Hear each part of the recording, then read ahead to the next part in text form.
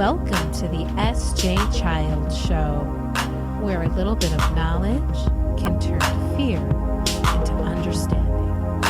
Enjoy the show.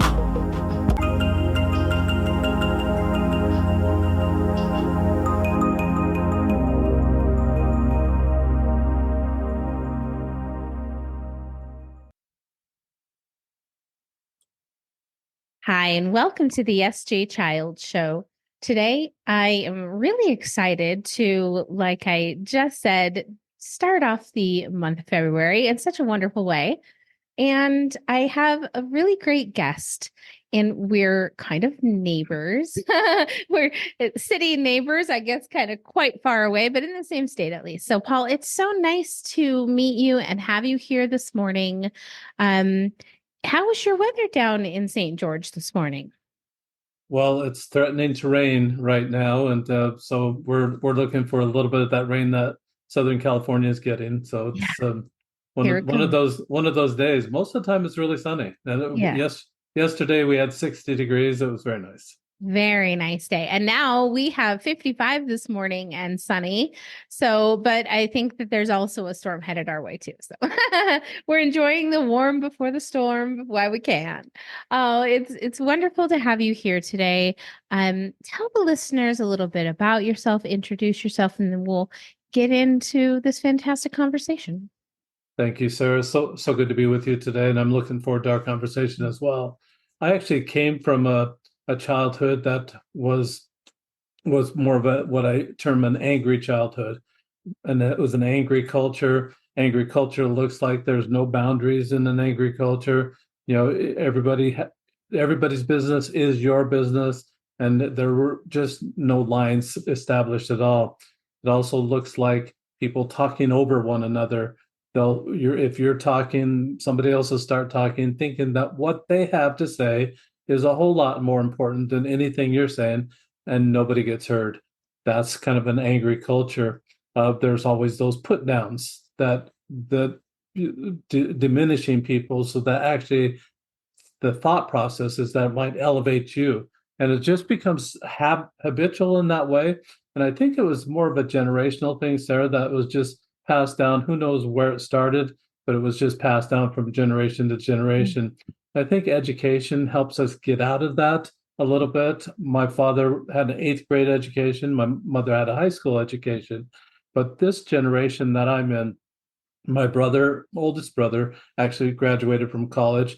And then I think there was one more, and then I graduated from college. And now my sister, and now all my children are graduated from college except for one. And they're just doing really, really well with education, Yeah. making changes. And that's kind of where I came from. I wanted a better education on just dealing with people and looking at people in a different way rather than a critical stance. The critical stance also comes from that angry culture.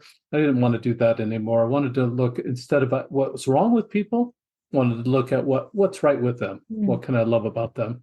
And that's what started me on my journey right I there. love that. I can relate to that in so many ways, and I'm sure so many of us can. And it really goes to show for our generation just kind of the disconnect that we pushed and persevered our way through. As far as for me, that's what I felt. I felt like I was an only child, but in that same environment that you were speaking of. And so there weren't like closeness of aged people, to me to be able to lean on, rely on, have trust with, anything like that. It was a lone ranger kind of lone wolf kind of situation. And I think that in that, yes, I see how, strong I am today, but there's also, my husband and I were just talking about these foundations that we're built on. And sometimes we have to go back and look at these foundations that have maybe not such solid blocks. Because they're made up of these things. They're made up of diminishing conversations. They're made up of ideologies that were passed down from someone who was parenting in fear and with fear rather than in love and with love, which is, I love that we're going to talk about love today because Mm. it's such a big change in yourself, in what you can provide as a parent, what you can provide as a friend, as a brother or sister, I'm sure. And, not only that, but a spouse. And there's this change that has to happen, and it has to happen within you. Like, no one can make that change happen for you. Mhm. You cannot make that change happen for someone else. That's big. And I think a lot of people, now that are trying to change this kind of parenting mindset, really want to do away with those old, ways of parenting that we know that didn't work for us. How do we forgive the people who maybe didn't know how they were doing it, what they were doing, not with intention to maybe hurt us, but where do we start with that? Good question, Sarah. And I really love that question. And I think that it was really significant for me that it took me till age 35 to realize I got to stop blaming my father for all these problems I was having. When the part of the biggest problem that I noticed was that I would be stacking annoyance on top of annoyance on top of annoyance on top of annoyance till I had this flash of anger. And I wasn't hardly ever annoyed at myself. And it was always other people. Why were they doing that way? What's wrong with them? And just figuring out, focusing on the critical points of why they were doing things that way. I was looking over that fence, thinking I could manage their life, thinking I could make their choices for them. And I realized that at age 35, oh, I'm responsible for my own stuff. I don't have to worry about those guys, but I have to worry about myself, and I have to worry about my own choices. And it just was such a relief to realize I don't have to really worry about their choices. I can provide advice if they ask for it. I can also provide advice if I ask permission to give them advice and they say it's okay to give them advice. And I realized that's a boundary that I didn't learn as a child. And that was a boundary that's really, really needs to be reenacted in society, that we need to stop giving advice to people that we don't have permission to give advice to. Just quit. Really need to stop that, and just focus on what we can do. It's like with love. I can't bid somebody to love me, but what I did realize was that I have control over sending it out and responding when it comes my way. So I had to learn those skills of, well, what do I do to send it out? And then what do I need to know to be able to respond, to see that somebody's loving on me? And so in that process, I discovered the 5 love languages by Dr. Gary Chapman. And it was through a dating process that about 15 years ago that I realized it. And I'm number 10 of 11 children, Sarah. So Wow. quite a big family, but it's not. My grandfather had 19 children. My dad only had 11. I only have 8, and my children are done. They're only getting 3. I don't get it, Sarah. I want more grandchildren, Yeah. but it's just like one of those things I don't have any control over. So it's just, and I realize that those boundaries really kind of need to be set. And so that boundary of love for me may help me understand that I can give it away and I can respond when it comes my way. And especially as it relates to the 5 love languages, I love the principles of it. But as I read the book, coming from that angry and dysfunctional background that I came from, I didn't get it. You mean, Dr. Chapman, that if I guess what Sarah's love language is and cater to that, we're going to be buddies? I'm a bad guesser. It's not worked up until this point in my life. Why do you think it'll be working now? So that didn't work. And then the second thing that Dr. Chapman has is, well, if you take this survey, you can find out what your love language is. Well, what the heck am I supposed to do with that, Dr. Chapman? Advertise? Hello, Sarah. I'm gifts. What do you have for me today? Acts of service. It's so awkward. It's just so awkward. I could wear a badge. I should wear a badge that, hello, my love language is gifts.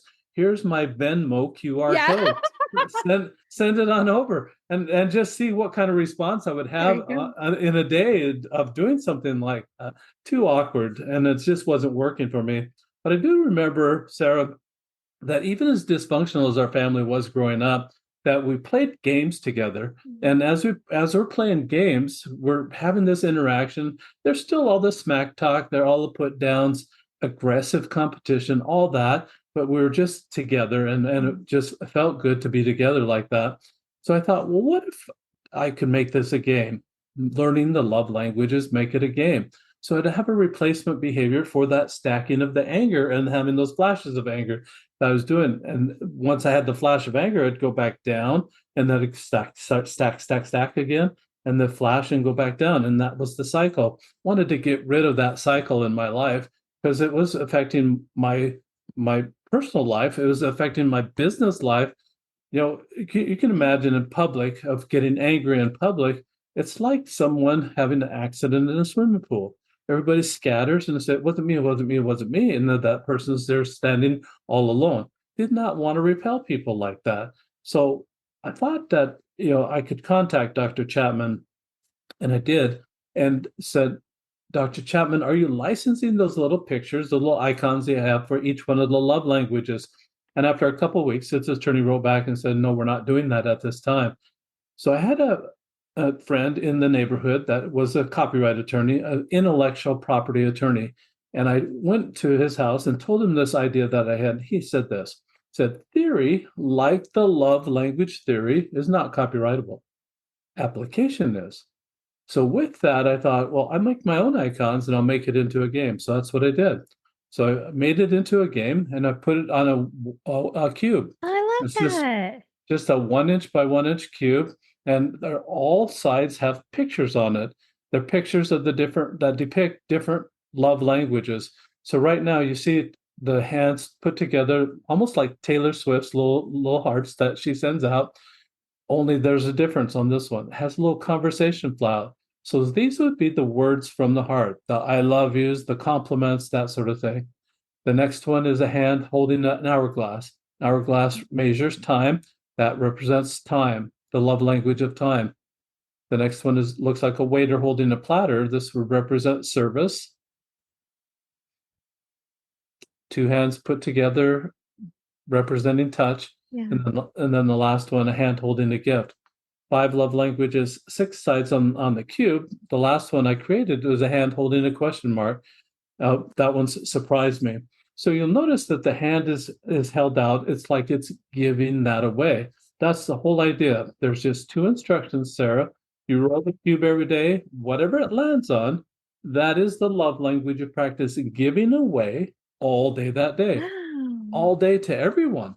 And at the time I was single when I created this because, and I looked around, I said, Dr. Chapman, I don't have a significant other. Who in the heck am I supposed to love? And I thought, oh, I just get to love everybody. And it was perfect, Sarah. I don't know anybody that is with their significant other 24/7. And some people don't want to be with them 24/7. But I needed that consistent behavior. I needed the consistent behavior to love all day long and send out love and just have a more of a genre, a style or type of love to send out all day. And so this worked really well. While I'm doing that, I'm watching for people that light up. When they light up, I discovered what their primary or the secondary love language is. No longer, Sarah, do you have to say, excuse me, can we pause this relationship for a moment while I have you take this survey so I know how to love you? Yeah. You don't have to do awkward anymore. We're done with awkward. So over a 30-day period, you will have given away all 5 love languages Wow. so that you know them backwards and forwards. That's when you become a love language linguist. Sexy title. I know you want that. That's how you do it.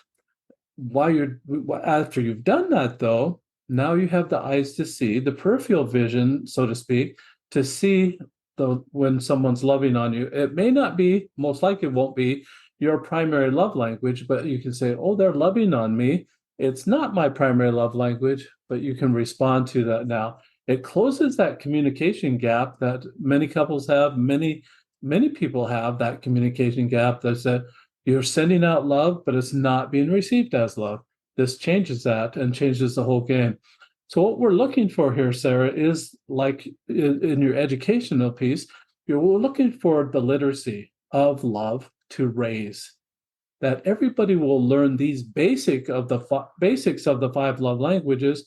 And then what happens is with that foundation, that sure foundation that we're talking about as well, that solid foundation, now we can stack kindness on top of kindness on top of kindness and get to the higher laws of love, like charity or compassion or forgiveness or mercy or intimacy or trust or empathy or sympathy.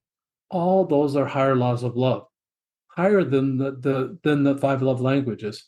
But the five love languages are is a preparatory path that we need to go down to be able to get to those higher laws of love. That's kind of the project that I'm working on.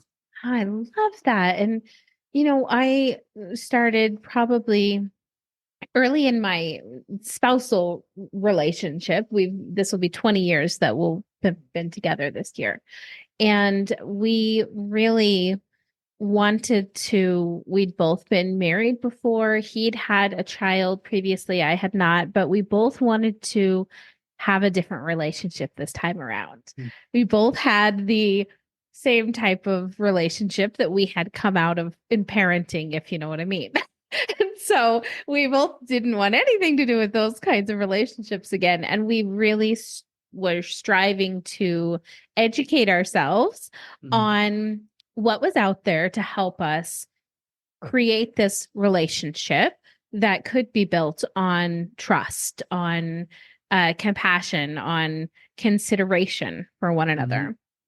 And I remember, doing The Secret and Who Moved My Cheese, if you've ever heard of that one. And, some really great personal introspective things and the love languages that really, really helped us take a look at one another and see that we might be communicating differently, but we were intuitively picking up on what we gave each other and received from one another. So that was really nice. And it also helped that we love to communicate with each other. We started off as friends. And so we've maintained this level of friendship communication, I guess, if you will, throughout our relationship. And so going into that, being able to discuss, okay, now we have children. How do we teach them? How do we help them? How do we seek out their love languages? Like you were saying, I love this idea for my daughter to have this tool available to her because I think that, excuse me, they're neurodiverse. And I think that that's something that maybe she struggles with reading in people as well. Is how do I express my feelings? How do I understand their expression of their feelings? And I can see that what her love languages are because just like you said, I see what lights her up. She knows. In fact, I told her just the other day, just so you know, when I'm bringing you these cookies or these, dinners everything's all ready for you. This is me showing you how much I love you. Like this is my love language of giving and acts of service. And so then she's able to not take it for granted as, oh, my mom's just bringing me food and really know that this is how I show you I love you. And so I love that it can be intertwined in not only relationships with a spouse, with a partner, but like you said, with everyone in professional ways, in ways in parenting.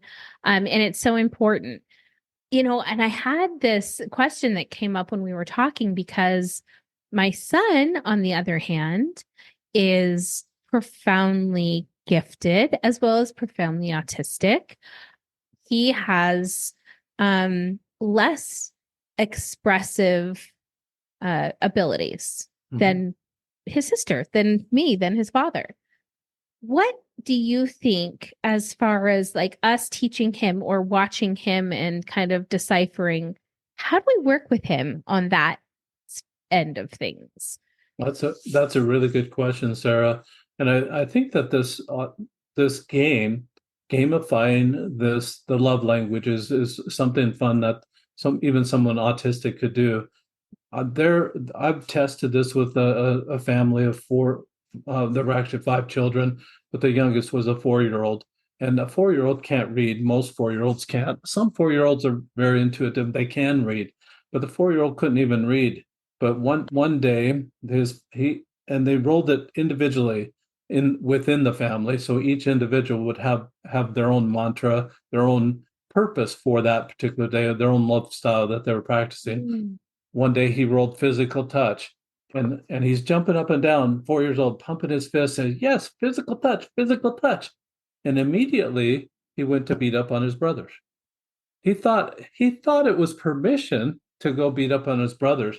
And so the mother was trying to hold back all the laughter. So I wasn't expecting that type of reaction from her son, from her 4-year-old.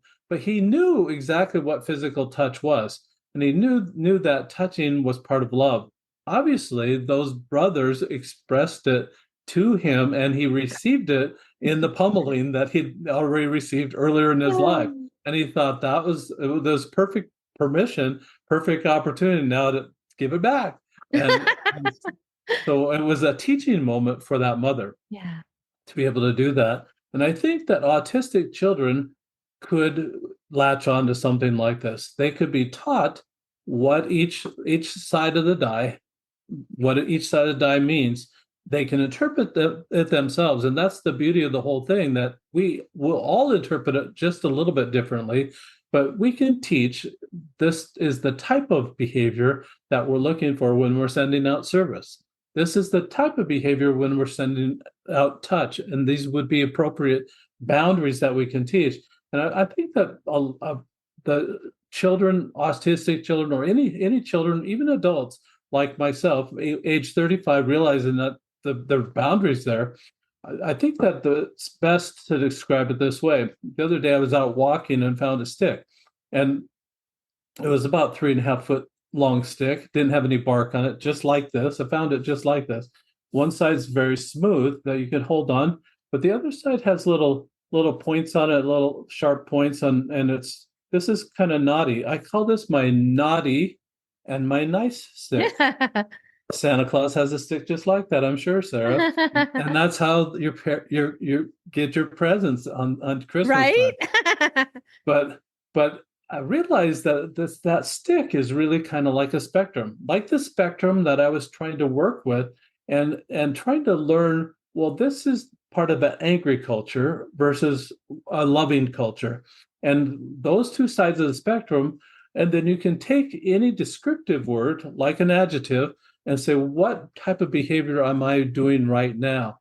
Put that on the spectrum and say, is it closer to the angry culture or is it closer to loving culture? Just for example, let's take the word sarcasm, angry or loving. It's kind of fun to poke sarcasm in a kidding way, and it might be loving, but it's really more of an angry lifestyle. It's on the angry side of Yeah. that spectrum.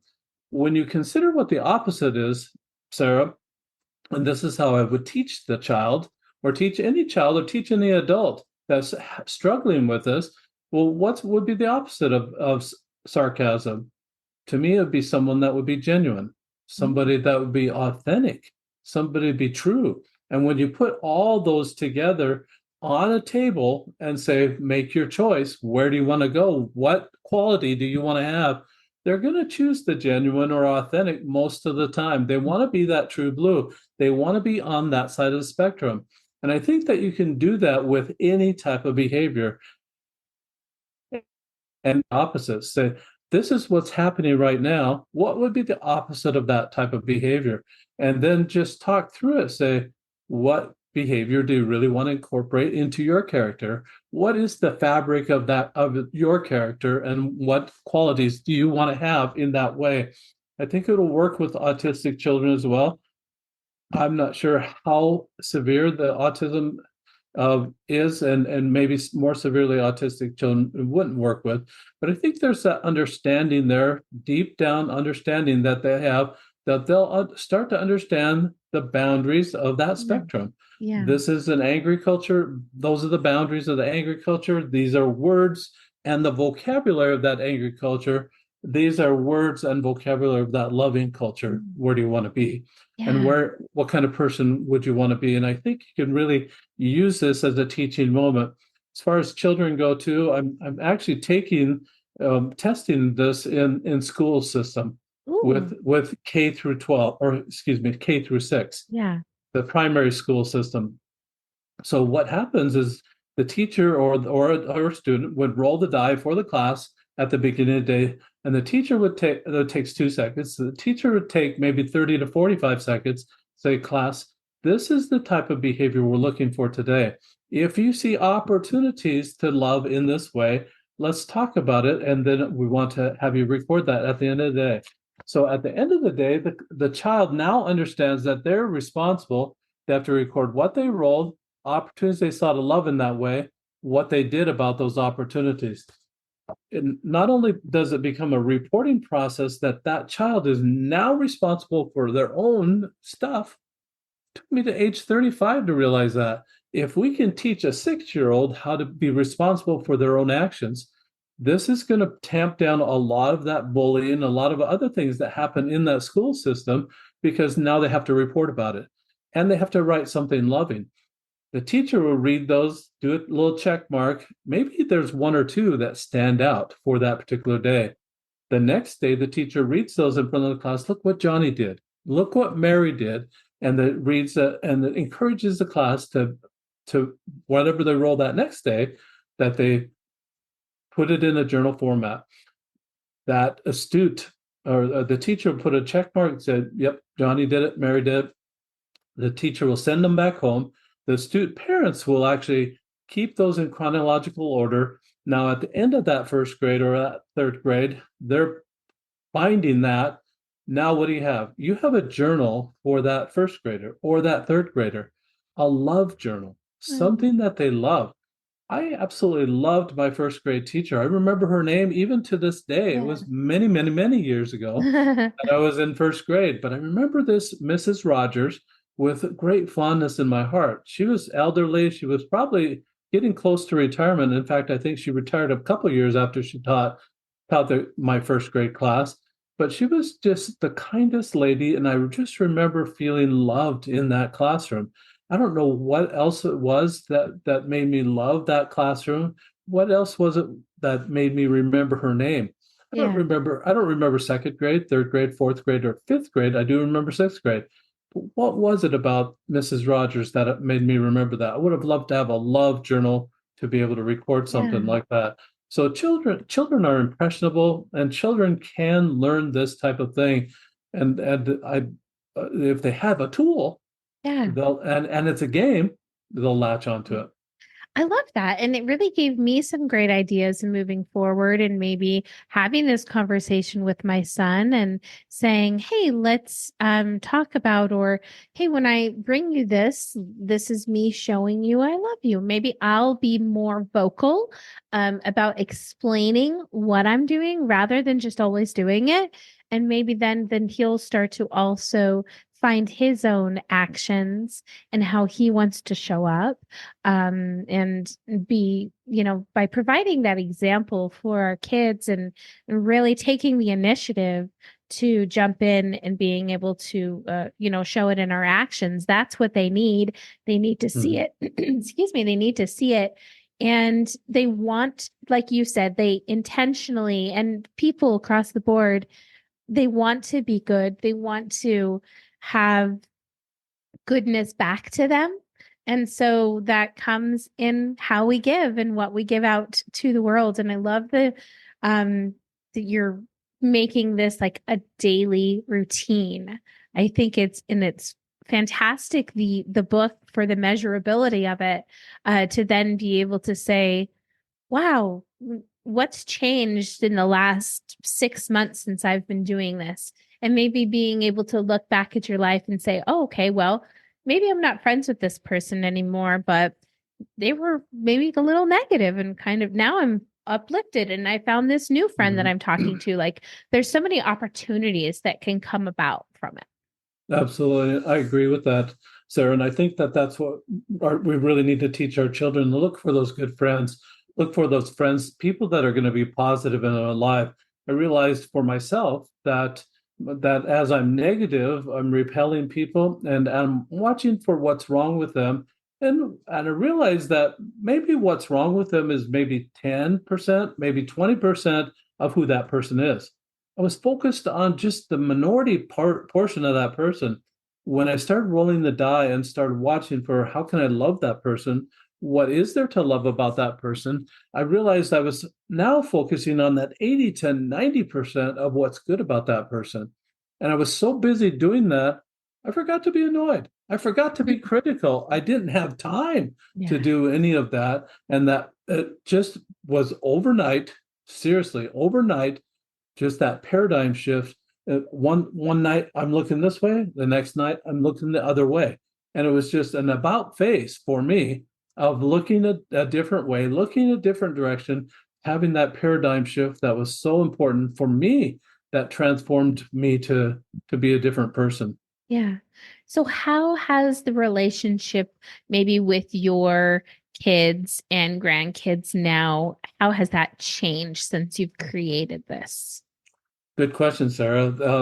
Some of them are still very skeptical just because of they knew me before. They knew me to have these annoyances and then have these flashes of anger. And as I interact with them now and don't have those flashes of anger, but start to focus on what's right about them instead of possibly what was wrong with them, it's a whole lot more relaxed, a whole lot more peaceful, a whole lot more loving, and they're starting to come around a little bit. It's not those that I have less interaction with because they're all out of the house now. Most of those that I have less interaction with, obviously, are still a little bit skeptical, just just because they don't know the person that I've the paradigm shift that I've had. Yeah. They haven't been around it enough to be able to trust it. And so I'm starting just kindness on top of kindness on top of kindness, trying to build that trust. Can you imagine, Sarah, someone insulting, and then asking for forgiveness? Just doesn't work that way. Doesn't happen that way. You know, they've got to have the stacking of the kindness to get to that point Yeah. to even be able to ask for forgiveness. Yeah, I love that you said that. And I think that I can look back in my life and really see where maybe I, had hurt people in the past or anything. And it's really in your actions that you have to show up and show them Mhm. like how sorry you are, or move on. Like it was, and unfortunately, not with your children, probably, but in other types of acquaintance types of relationships. But with your kids, and I have an older stepdaughter, and I've seen kind of that same exact thing, is that yeah, things were different when we didn't understand that our communication was Mhm. not in the best form as we wish it was. We were drawing from what we knew, and what we knew was angry culture, like you said. I like the way you Mhm. said that. And we didn't know any better. And when we did know better, we did better. At least, in our family, we did, my husband and I. And I think that it took a few years for her to be like, why are you treating your other kids so differently? Like, why don't you do the same things? And in one sense, we're like, well, aren't you proud of us that we're not doing that? Like, are you? But at the same time, we're like, I'm sorry that you had to see that side of us, but we're doing better now. And when you're a parent and you make a mistake and learn from it and you do better, you'll understand. But it really does come from that living Mhm. experience of understanding. Absolutely. And you can tell them, well, I'm growing up, just like Yep. you. Yep. I'm growing up. And I remember those days, Sarah. I remember being 17, 18 years old, making that vow that every teenager makes. I'm not going to be like my parents. I'm not going to do it like that. And then coming being chagrined when it actually comes comes to be, well, I'm stacking those annoyances just like my dad did. I'm having those flashes of anger. And then it comes to the point that, well, I got to stop this. I'm responsible for my own stuff. I can send love out, I can receive it, but I have to be able to be able to understand it, to be able to see it. I remember not seeing love, the people that were sending love to me and not being my primary love language, sending it to me and me not seeing it. And I've missed so many opportunities throughout my life. I don't want to miss any more opportunities. I know my grandchildren will be sending me love. I know there are a lot of places that love comes from. I wasn't even seeing it, all these times before. Now it's a better life because now I can see it. I think people, by and large, like Dr. Chapman says, will send love out. They'll send their primary love language out in hopes that it's coming back that way. To me, that's a transaction, and that's not the type of love we're talking about. We're talking about sending it out without any expectation that it's coming back, but trusting the laws of the universe that are already in place, that were in place even before you and I were ever born. The law of the harvest, or karma, or the law of attraction, whatever you want to call it. Those laws all say that whatever you send out, it's going to come back to you after many days. Why would we ever send anger out if we're banking on anger coming back to us? Yeah. Why would we do that? It's just crazy that we do that. So send out love. Don't expect it to come back from that person. Just send it out without any expectations. Then it's just the laws of the universe will bring it back to you at some point in time. Just a case in point that way. As I've been working with this, I rode my electric bike about 2.5 miles to Chick-fil-A one morning, and I must have been still in my sweatpants. I played pickleball early morning, and I must have still had my sweatpants on, but just my wife was gone. I just wanted a breakfast sandwich. I get there, I'm standing in line. There's just one person in front of me, and then another person to the side that was waiting for his food.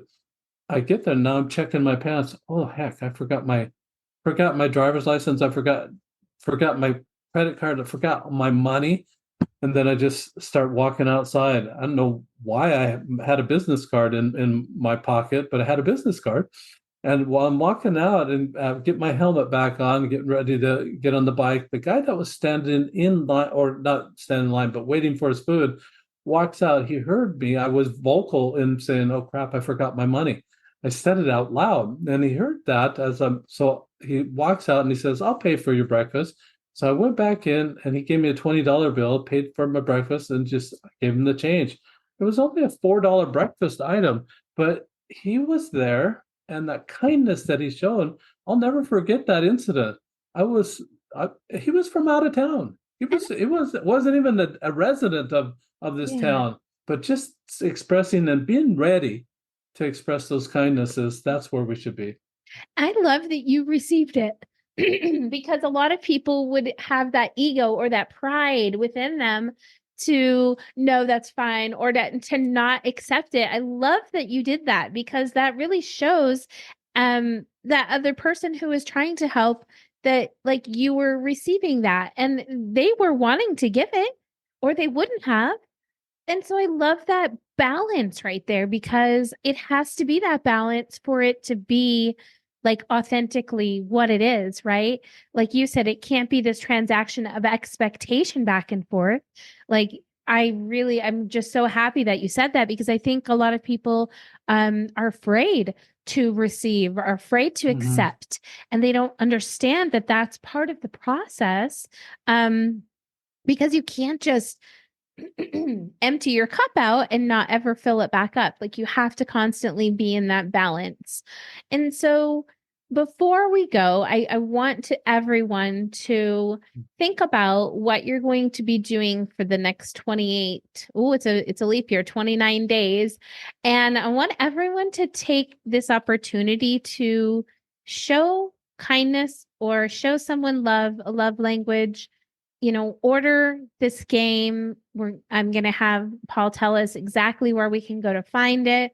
But please, take this time to look within yourselves, help your relationships, help your own self-worth and your self-love for yourself because I know for a fact when I go to the grocery store, this is just something I've always done. I always thank the person sweeping. I always thank the person taking the garbage out, Mhm. doing the carts, and I tell them, you are vital to this, and I appreciate the work you're doing.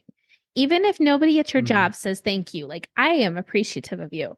And it changes these people's day. It changes their Mhm. day. It changes the way they view themselves in their job. It changes the you know, the way that they approach and are maybe they're having a bad day and you just give them that one uplifting thing. It costs nothing, $0 to Mhm. give one person what might help them like be fruitful in their day. I love that, Sarah. Yeah. And I love how you use the word give because it really is a gift. Yeah. A smile is a gift. The compliment's a gift. And I like that even gifts on this, it doesn't have to be something purchased. The best and most valuable gifts are probably not purchased. Something that you can do the high five, give them a high five, compliment them, that you can send them a note. You can serve them dinner that day. You could just spend time with them and just do all the love languages under the umbrella of gifts. And it doesn't have to be something that you have to go out and buy. Yeah. uh, I really love that and just love your challenge too.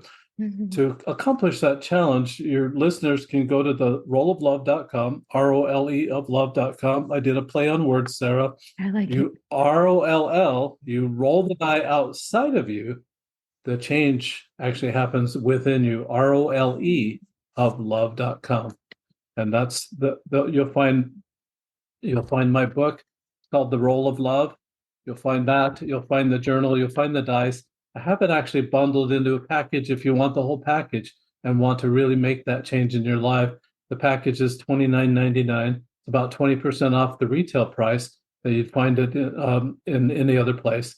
And it's just really something that is a whole lot less than even one therapy session, That's for sure. but it's going to last a whole lot longer than that as you implement it into your life.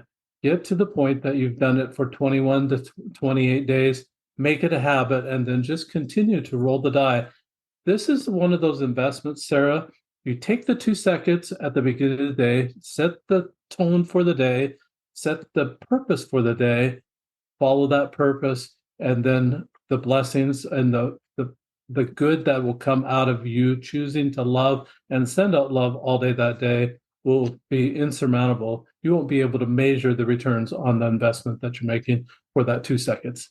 I love that. Oh my gosh, it's been such a wonderful time having you today.